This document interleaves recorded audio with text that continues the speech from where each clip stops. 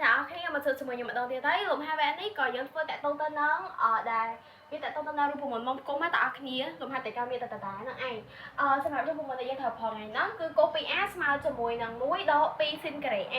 nam bắt tới copy as nó nghe mi rùm mình đó từ buôn nó xây xây kia tay nhung nằng phải hai tạo kia tận nằng video cao kiệt chẳng á trong video vậy này cứ giờ ra rùm mình tìm mùi sân cứ copy as mà cho mùi nằng đó pi mũi đó pi xin kể này rùm mình tìm pi nó rùm mình tại cao miệt thầm ở đây nằng anh cô tăng này ở hay là pi đó ta ta mà cho mùi nằng tăng ta ok សម្រាប់ប្រធានលំហាត់គឺគេឲ្យមួយដកពីសេនក្រេអាក្រនចេញក្បាលមកក៏ដឹងថាចូលរូបមន្តមួយនេះមួយដែរទាំងអស់គ្នាហើយកូនតាំងនៃផៃលើក1បូក a នៃកូការ៉េនៃផៃលើក4ដក a ស្មើជាមួយនឹង2ឲ្យយើងស្រាយបញ្ជាក់ថាស្មើ2អញ្ចឹងណាសម្រាប់លំហាត់មួយនេះវិញគឺយើងត្រូវស្រាយឃើញ2មកបើថៃដំបូងហ្នឹងក៏យើងឲ្យចូលរូបមន្តនេះឃើញអត់ទាំងអស់គ្នាគ្រាន់តែដំបូងមកចូលរូបមន្តនេះយើងដាក់កូពី a ស្នៃកូនតាំងនេះយើងអាចប្របែកមិនដើម្បីឲ្យទៅជាមុំពិសេសឬក៏យើងអាចប្របែកធ្វើមិននេះឲ្យបានថៃលើ2មកអីចឹងណាតែអស់គ្នាមានវិធីច្រើនទៀតឥឡូវយើងទៅមើលវិធីធ្វើទៅហាត់ហ្នឹងសិន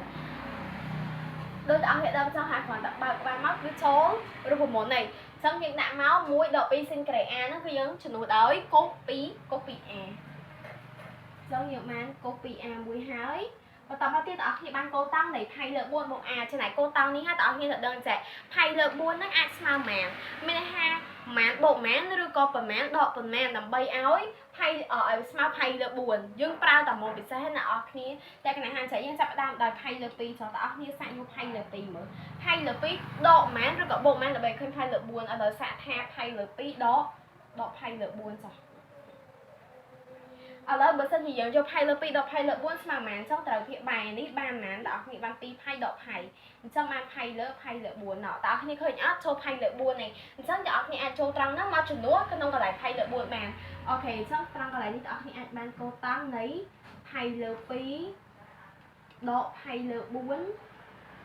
បូក a នេះយើងប្របែកអញ្ចឹងណាបងប្អូនមួយអូខេកូសការ៉េនេះក៏យើងអត់តបែកដែរទុកនឹងសិនណាអូខេយើងបានកូសការ៉េនៃប៉ុន្មានបងប្អូនផៃលើ4ដក a ធ្វើមកទៀតតទៀតកូពី a ហ្នឹងក៏យើងទុកនៅដែរអត់មានអីត្រូវបែកទៀតទេអីដែលត្រូវបែកហ្នឹងគឺមានតែកូតាំងនៃផៃលើ2ដកផៃលើ4ហ្នឹងទេកូពី a តើខ្ញុំខ្ញុំដាក់រូបមន្តនេះមកអត់មានន័យថាវាតកតុកទៅនឹងលំហាត់នឹងឯងបាទខ្ញុំដាក់មកកូតាំងនៃផៃលើ2ដកផៃលើ4អញ្ចឹងមានន័យថាយើងត្រូវទីសញ្ញាដកនេះសិនទៅទីសញ្ញាដកនេះជាកតាសិនមកនឹងយើងប្រើតាមរូបមន្តហ្នឹងយើងបានកូតាំងនៃផៃលើ2យើងទីសញ្ញាដកមកយើងបានផៃលើ4ដក a គុណជាមួយនឹងកូសការ៉េនៃផៃលើ4ដក a ទៅដែរណាស្មើមែនតទៀតបងប្អូនគ្នាកូពី a កន្លែងនេះបងប្អូនគ្នាផៃលើ2ដកមានន័យថាចេះនេះផៃលើ2ចំណែកហើយផៃលើ4ដក a ហ្នឹងគឺយើងចាត់ទុកថាជាតាណាបងប្អូនគ្នាអញ្ចឹងយើងបានណាយើងបានតង់តាយើងបានតង់នៃផៃលើ4ដក a កន្លែងហ្នឹងគឺអញ្ចឹងអញ្ចឹងត្រង់កន្លែងនេះយើងបានកូពី a ហើយត្រង់កន្លែងនេះយើងបានតង់នៃម៉ានបងប្អូនគ្នានៃផៃលើ4ដក a គុណជាមួយនឹងកូសការ៉េនៃផៃលើ4ដក a តើ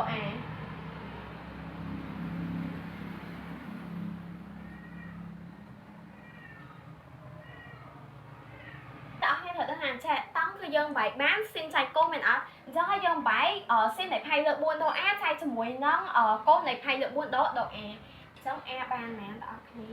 a បានកូស2 a លើមែនតង់នេះយើងបានស៊ីននៃផៃលើ4ដក a ស៊ីននៃផៃលើ4ដក a លើកូសនៃផៃលើ4ដក a គុណជាមួយនឹងម៉ានបងប្អូនគ្នាកូសការ៉េនៃផៃលើ4ដក a បន្ទាប់ពីយើងបានប៉ុណ្ណឹងបងប្អូនគ្នាមើលកន្លែងណាដែលយើងអាចសម្រួលបានគឺយើងអាចសម្រួលបានកូសផៃលើ4ដក a នេះគឺយើងចាប់ដើមសម្រួលមកអញ្ចឹងកន្លែងនេះភាគបែកនឹងអស់ហើយប៉ុន្តែយើងបានស៊ីនផៃលើ4ដក a នេះគុណជាមួយនឹងកូសផៃលើ4ដក a វិញអញ្ចឹងយើងបានកូស 2a គុណជាមួយនឹងស៊ីនផៃលើ4ដក a គុណជាមួយនឹងកូសផៃលើ4ដក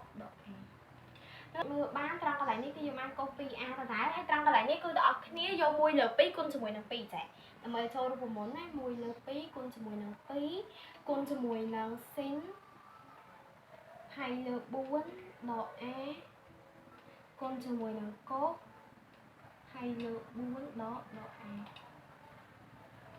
អូខេអញ្ចឹងត្រង់កន្លែងនេះបងប្អូនគ្នាអាចសម្រួលបានទេមែនអត់ហេតុអីបានយើងត្រូវគុណអញ្ចឹងដើម្បីឲ្យចូលរូបមន្តបងប្អូនគ្នានៅពេលដែលចូលរូបមន្តទៅគឺយើងអាច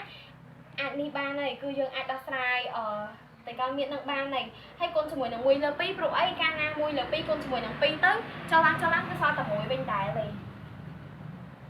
តាមនេះបោះ1លើ2ហ្នឹងទៅលើនៅពេលដែលបោះ1លើ2ទៅលើអញ្ចឹងយើងបាន2កុស2 2កុស 2a 2កុស2 2a ហើយនៅខាងក្រោមនេះយើងបាន2ស៊ីនផៃលើ4ដក a កុសផៃលើ4ដក a ដែរអញ្ចឹងយើងបានប៉ុន្មានបងប្អូនគ្នាយើងបាន2ស៊ីនផៃលើ4ដក a កុសផៃលើ4ដក a ចានេះ2កុស 2a ក៏នៅតែ2កុស 2a ដដែលដែរបងប្អូនគ្នាអញ្ចឹង2កុស 2a ប៉ុន្តែភាពបែងរបស់យើងគឺយើងបានស៊ីននៃ2ហើយលើ4ដក a បងប្អូនគ្នាត្រង់កន្លែងនេះគឺបងប្អូនគ្នាគុណ2នេះបញ្ចូលជាមួយណាយើងបាន2កុស 2a បន្តមកទៀតនេះ2គុណជាមួយនឹងផៃ2គុណជាមួយនឹងផៃតែ2ហ្នឹងសម្រួលជាមួយនឹង4ហើយអញ្ចឹងយើងបានផៃលើ2អញ្ចឹងស៊ីនផៃលើ2ដក 2a